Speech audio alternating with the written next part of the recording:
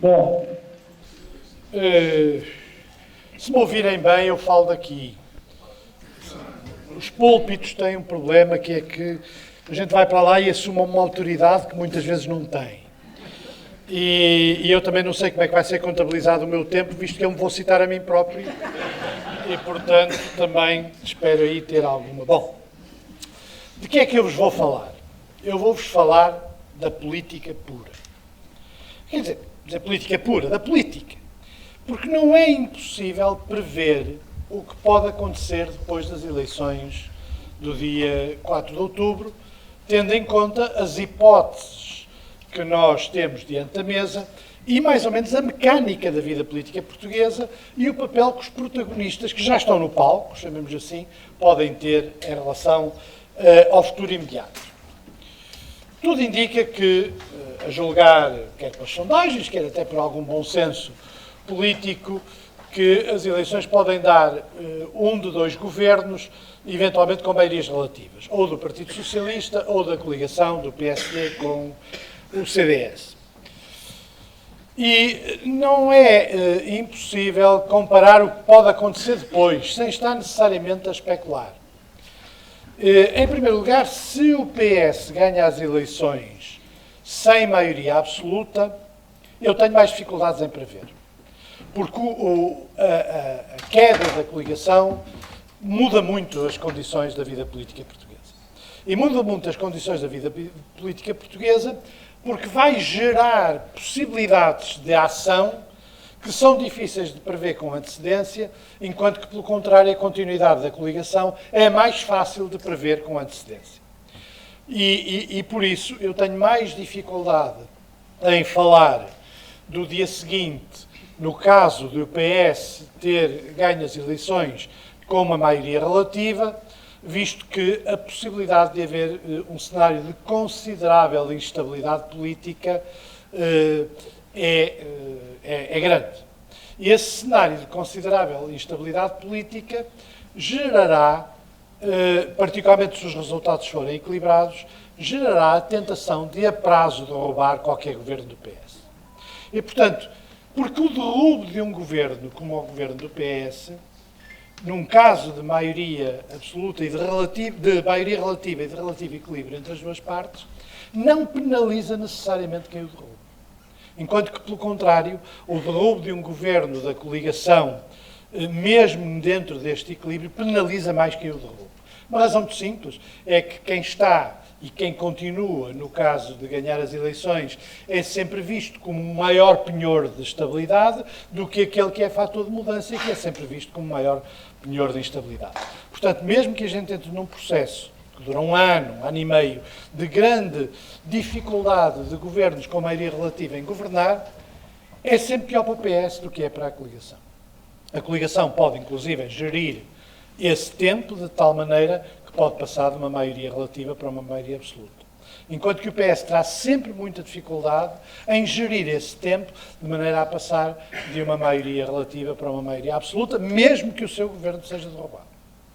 Isso tem a ver, enfim, com as imagens que nós associamos e que a mediatização da vida política marca muito sobre aquilo que são os governantes naturais e os incumbentes. Quer dizer, quem contesta e quem aparece como fator de mudança pode ser sempre muito mais responsabilizado pela instabilidade que gera essa mudança do que quem, continuando, pode sempre argumentar: nós ganhamos as eleições em condições muito difíceis e, portanto, não podemos ser impedidos de governar e, se alguém nos derrubar, dá-se um processo um pouco semelhante ao que aconteceu com o professor Cavaco Silva, quando ganha com maioria relativa e que, depois de derrubado, conseguiu com facilidade ganhar com maioria absoluta, a primeira maioria absoluta que existiu em Portugal. Portanto, o destino não é igual para as duas partes. É sempre muito pior para o Partido Socialista, no caso de ele ganhar com maioria relativa, o que significa que o valor da maioria absoluta é sempre muito mais importante para o PS do que é importante para a coligação. Até pela ideia contra o senso comum da coligação poder ganhar as eleições. Enquanto se esperava que o PS as ganhasse pela própria natureza do que aconteceu nos últimos anos, a coligação, se ganhar, reforça imenso, do ponto de vista ideológico e do ponto de vista político, o seu papel. E por isso, vamos falar do dia seguinte a uma vitória da coligação PSD-CDS, porque apesar de tudo é mais fácil definir o que vai acontecer. E esse dia seguinte é, como sabem, nos filmes de ficção científica, o dia seguinte é depois da guerra nuclear, quando aparecem os zombies, os mortos-vivos e tal, ou seja, não é propriamente um cenário muito simpático e não vai ser um cenário muito simpático. Em primeiro lugar, do ponto de vista ideológico, não é irrelevante. Não é irrelevante. Do ponto de vista ideológico, tudo aquilo que são as ideias que durante o último ano foram metidas no saco, com exceção do secretário de Estado de Maçães, porque esse está programado para dizer sempre as mesmas asneiras a qualquer altura da sua vida útil e, portanto, prejudicou a coligação dizendo aquelas coisas que ele costuma dizer para depois levar raspanetes dos jornais económicos internacionais com que ele se mete, não é? Que é de facto uma coisa, não há noção, não é? Dizendo que a situação em Portugal é excelente. No Twitter. Portanto, o Twitter agora é a maneira pelo qual alguns governantes mantêm uma presença, como aquilo que são 140 caracteres, não é preciso pensar muito para fazer um tweet. Bom, mas com essa exceção, este último ano é completamente anómalo. O que dizem os responsáveis da coligação e o ambiente criado à volta da coligação não tem nenhuma correspondência com a realidade. É um ano eleitoral. Quer dizer, quando nós vemos o governo dizer que o seu principal objetivo é combater a desigualdade, quando vemos que o seu principal objetivo é dizer aquilo que durante 3 anos nos disse que era um mal para a economia portuguesa, que os funcionários públicos tornassem outra vez a receber os vencimentos que lhe foram cortados, tendo em conta que o corte dos vencimentos foi sempre apresentado como uma medida que não era apenas de extrema necessidade económica, mas que era uma medida de fundo, no sentido de diminuir o papel do Estado e as despesas do Estado no conjunto da sociedade. Portanto, esqueçam este último ano. Tudo que foi dito neste último ano é da mesma natureza do que se disse na campanha de 2011. Não, é um ano absolutamente excepcional, em que se abriu a torneira, em muitos aspectos. Por um lado, o Tribunal Constitucional ajudou, mas, por outro lado, muitas medidas que estão suspensas, à espera de ser, foram adiadas para depois das eleições.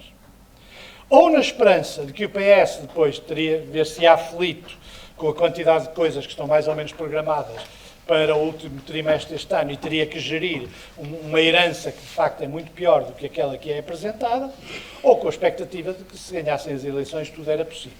Do ponto de vista ideológico, aquilo que nós chamamos as ideias neoliberais sofrerão um reforço muito considerável e aumentarão de forma significativa a agressividade política, quer nos média, quer no debate político. E os instrumentos para esse reforço e aumento da agressividade estão todos colocados já no terreno.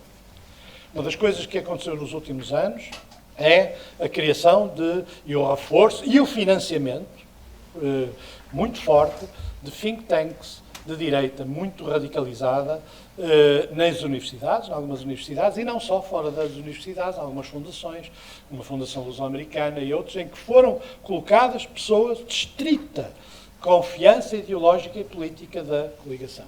Ao mesmo tempo que investimentos consideráveis foram feitos no sentido de criar órgãos de imprensa, principalmente na internet, com a ideia, aliás, de que a internet tem um papel na influência dos jornalistas, não é necessariamente dos portugueses, é dos jornalistas, e que, portanto, o contexto das chamadas redes sociais e alguns órgãos de comunicação online, como o Observador, foram criados dentro deste contexto, no sentido de reforçar um aparelho ideológico, chamemos assim, muito radicalizado à direita, e esse aparelho ideológico acorda, se a coligação ganhar as eleições, acorda no dia 5 de outubro muito mais radicalizado e muito mais agressivo. Vão encontrar alvos a abater, vão encontrar... E, de novo, o discurso vai voltar àquilo que foi nos últimos 3 anos, antes deste ajustamento. Mais, completar aquilo que não foi conseguido. E, portanto, os alvos daqueles primeiros 3 anos vão voltar de novo a ser os alvos de uma eventual vitória eleitoral. Caso haja uma vitória eleitoral da coligação, a transformação de partidos como o Partido Social Democrata num partido neoliberal, a expressão liberal não me parece correta, neoliberal também tem algumas ambiguidades, e o afastamento de qualquer componente reformista e social-democrata será estabilizado. Até porque nesse partido, as elites de dentro do aparelho que tomam o poder estão muito próximas do poder político e, portanto, isso terá uma consolidação muito considerável. Pelo contrário, o PS entrará em crise.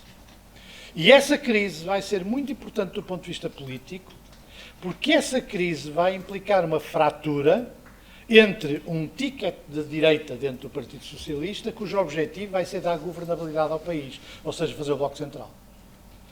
Vamos admitir que a coligação ganha, a coligação não tem maioria, portanto precisa fazer alianças.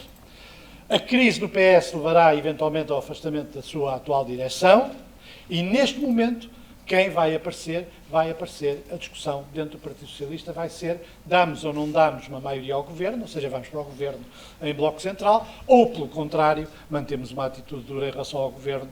E é essa a fratura que se vai dar no Partido Socialista. E o Partido Socialista tem uma divisão considerável entre uma esquerda e uma direita, e também, no contexto dos últimos anos, uma forte direita.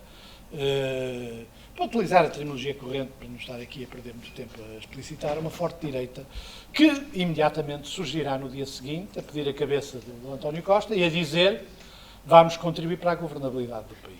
Ou seja, respondendo ao convite da coligação, que aliás ela própria também tem atuado de forma significativa. Isto não é voodoo, basta pensar um pouco para ver que provavelmente é isso que vai acontecer. Como é possível que no Partido Socialista haja também fenómenos do género que aconteceu no Partido Trabalhista inglês, do aparecimento de uma oposição muito mais à esquerda do que a posição atual, porque o aparecimento do Corbyn no Partido Trabalhista inglês é muito interessante de analisar, porque a maneira como se responde ao aparecimento de uma personalidade como o Corbyn, que eles tratam de bolchevique e tal,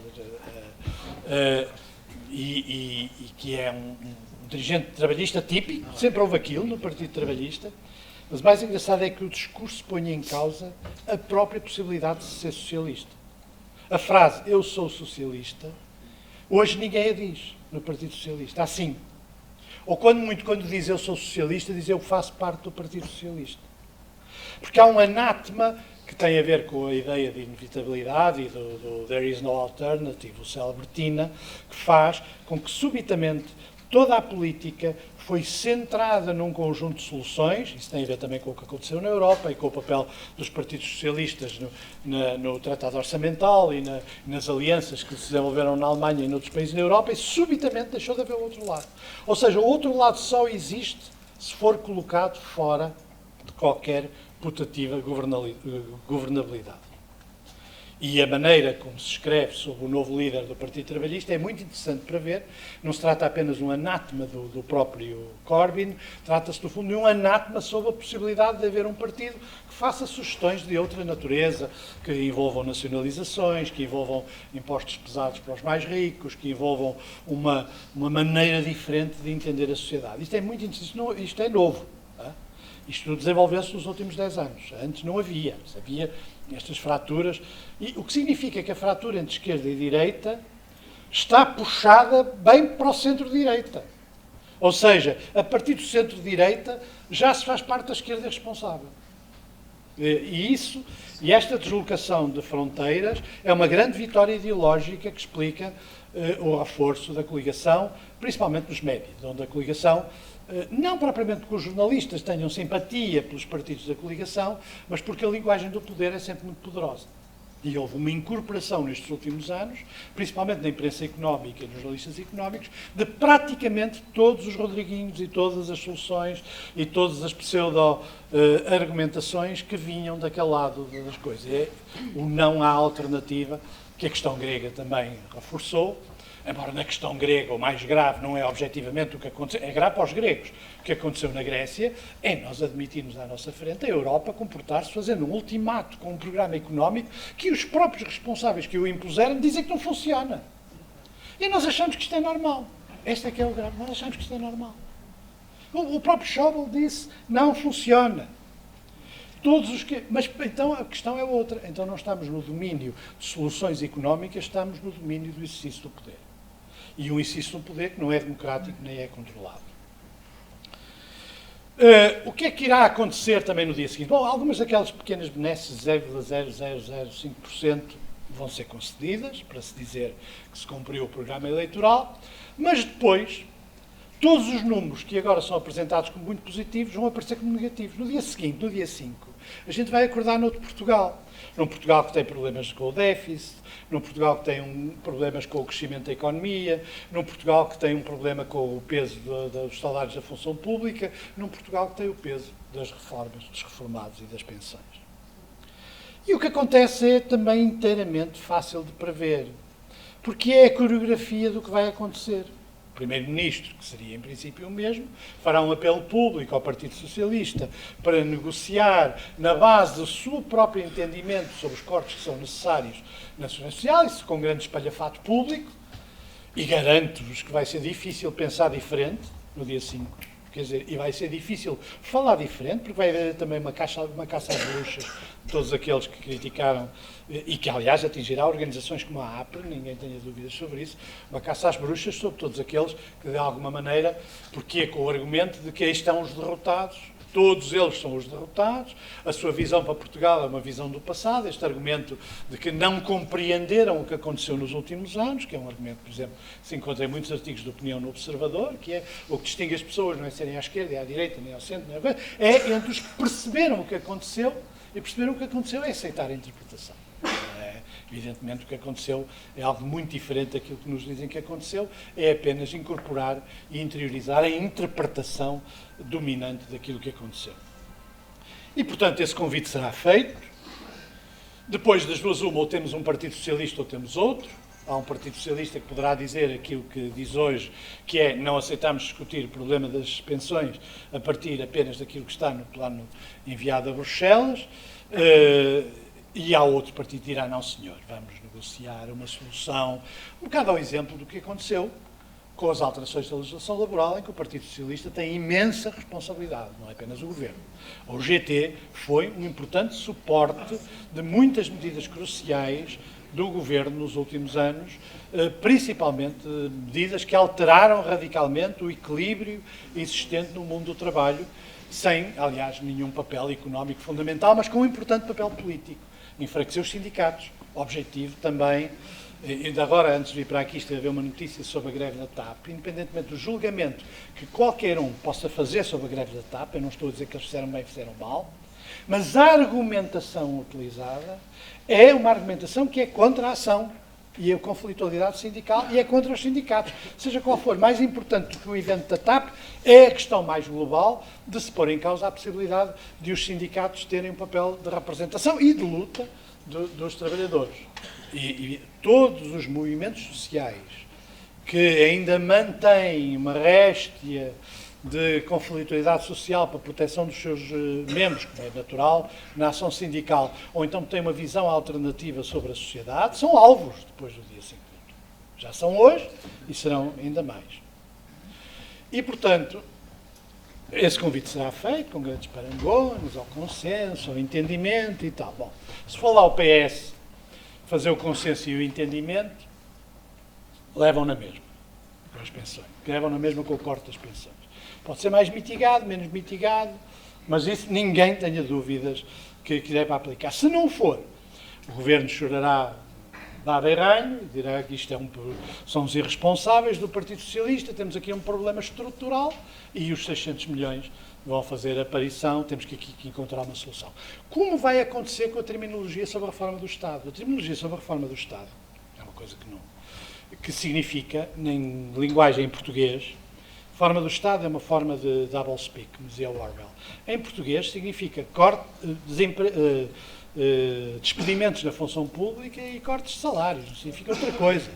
E diminuição do poder subjetivo e objetivo de todas as instituições no domínio sindical na função pública. É só isso que significa. Vamos voltar de novo a ver uma linguagem sobre os funcionários públicos, voltar de novo a ouvir uma linguagem sobre o poder das escolas e a distribuição do poder nas escolas, vamos de novo ouvir uma linguagem sobre as metas pedagógicas, sobre o funcionamento do ensino, sobre o papel da avaliação, vamos de novo ouvir uma linguagem sobre o setor público e o setor privado, com a tendência para tornar o setor público residual, vamos ouvir tudo isso.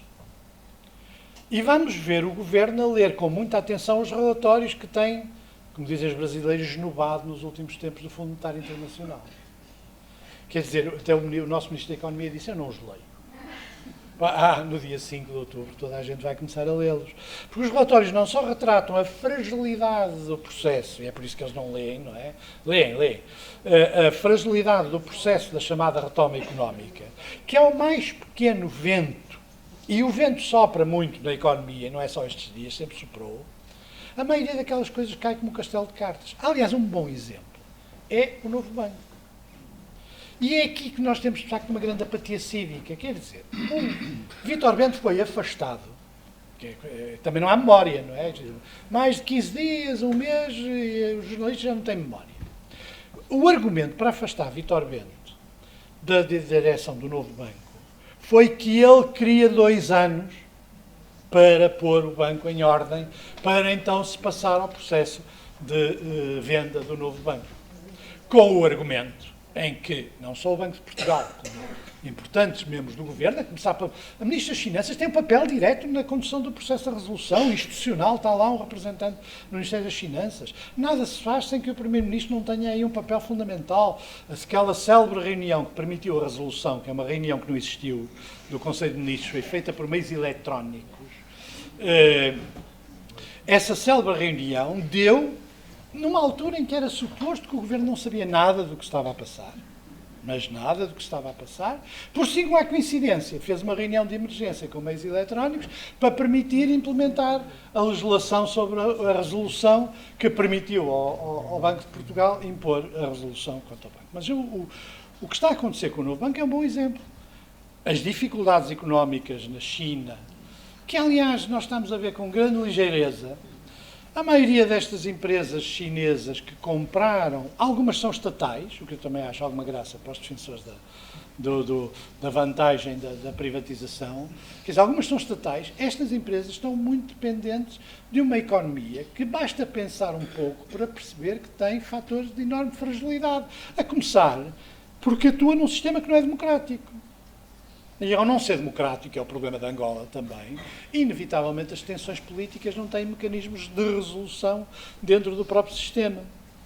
Portanto, o que aconteceu com o novo banco é, e o que me preocupa evidentemente, nós vamos pagar, não é? E vamos pagar e bastante. Mas não é apenas isso. Preocupa-me o facto de, apesar disto acontecer, tudo permanecer apático. E a comunicação social agora achar que ainda bem, não se deve vender porque agora vendia-se mal. Quer dizer, mas há quanto tempo a gente sabe que ia ser vendido mal? Em bom rigor desde a história com o Vítor Bento. Estas histórias nunca são inteiramente esclarecidas. Nunca são inteiramente esclarecidas. E o que há é uma aceitação política e ideológica de que estas coisas são normais e a argumentação do poder é que aparece nos editoriais do dia seguinte da imprensa económica em particular. Ou seja, o Governo diz é melhor não vender agora e nós temos 5 editoriais a dizer é melhor não vender agora. E isso é um problema de liberdade de expressão e um problema de ação cívica da sociedade portuguesa, que é não aceitar que estas discussões não tenham um papel no debate público. Eu, se calhar, já estou a chegar. 3 minutos ou 4 de tolerância. 3 minutos ou 4 de tolerância. Portanto, tirem daí as ilusões, vai haver cortes nas pensões, e com um argumento de justiça social, que dá para tudo, certamente que haverá cortes em algumas pensões em pagamento. Não serão todas, mas certamente que haverá cortes das pensões em pagamento. Porque a linguagem, que agora é uma linguagem que tudo está a correr bem, o que é que não corre bem? É muito interessante esta decisão da empresa de rating e os relatórios do Fundo Monetário Internacional e Marcos Mendes, agora para acrescentar uma terceira autoridade sobre esta matéria, o que dizem, o que é que pode correr mal em Portugal? As eleições. O que é, de facto, uma coisa absurda. O relatório do Fundo Monetário Internacional diz que os fatores de imprevisibilidade, quais são os fatores de imprevisibilidade? Haver eleições, coisa que eu acho que é normal nas democracias, até nos Estados Unidos há eleições. Portanto, e mais, qual é a argumentação da empresa? Sim, senhor, corre tudo muito bem, nós vamos subir de lixo menos para lixo mais, mas os fatores de instabilidade ligados com a política. Ou, como diz o Dr. Marcos Mendes, Portugal pode perder competitividade política, que é uma coisa... Eu interrogo-me a mim próprio, o que é competitividade política? É, aliás, como a competitividade dos sistemas de saúde. Eu não me meto nessa matéria. Eu acho que a única competitividade dos sistemas de saúde é com a doença, não é?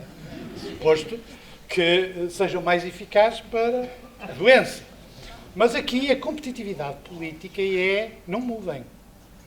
Porque um governo de outra natureza é menos competitivo politicamente para os objetivos definidos por estas instituições.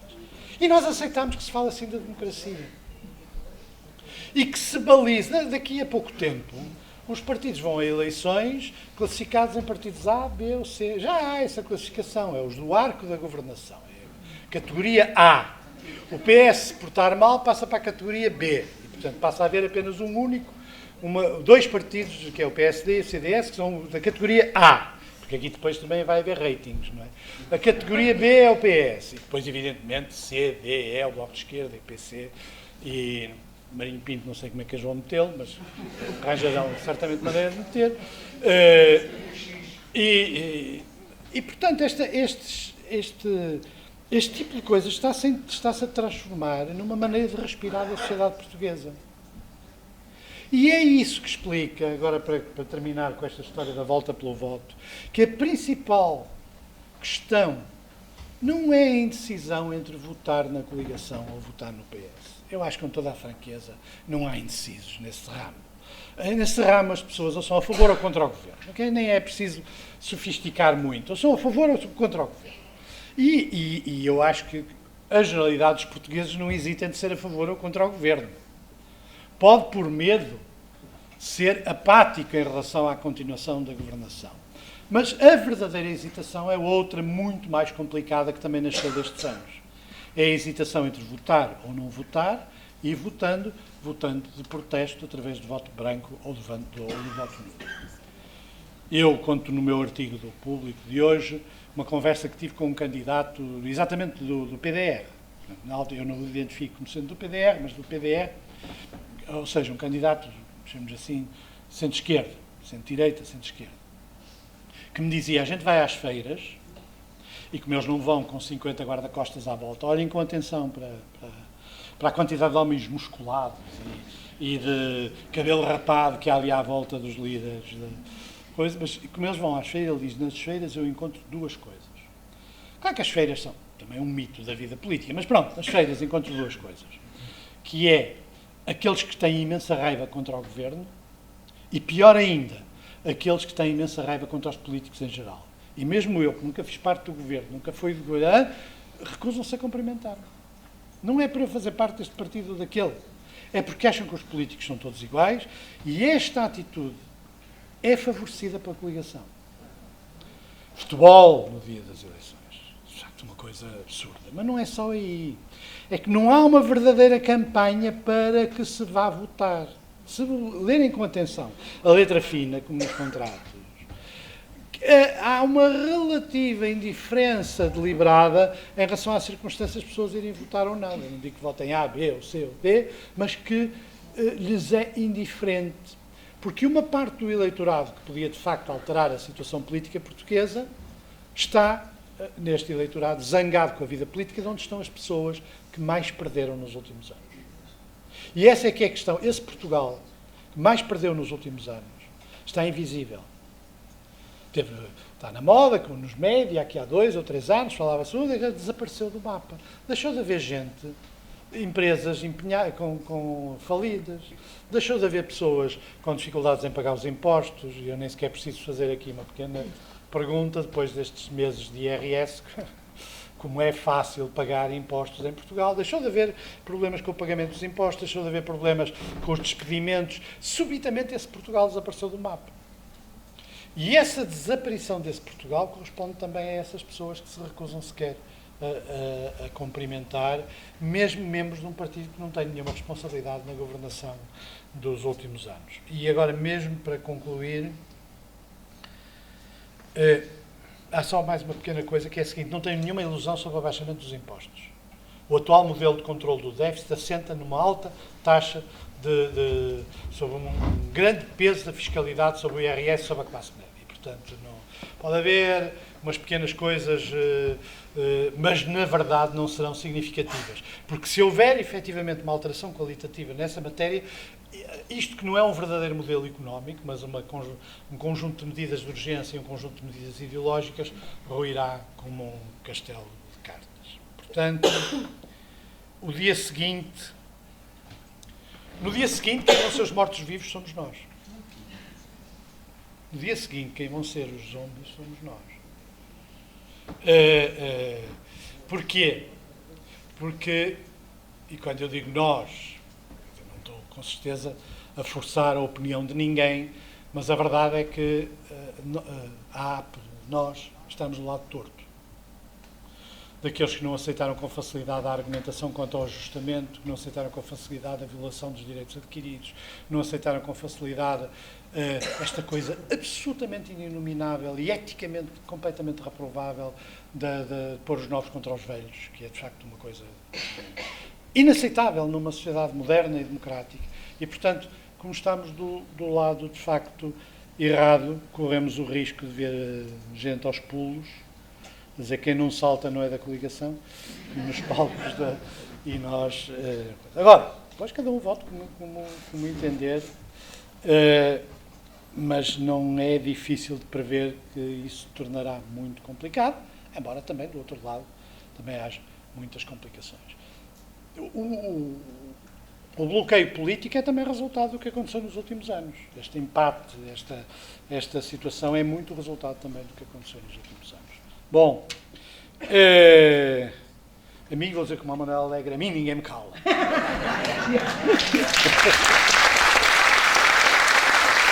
Mas vão tentar.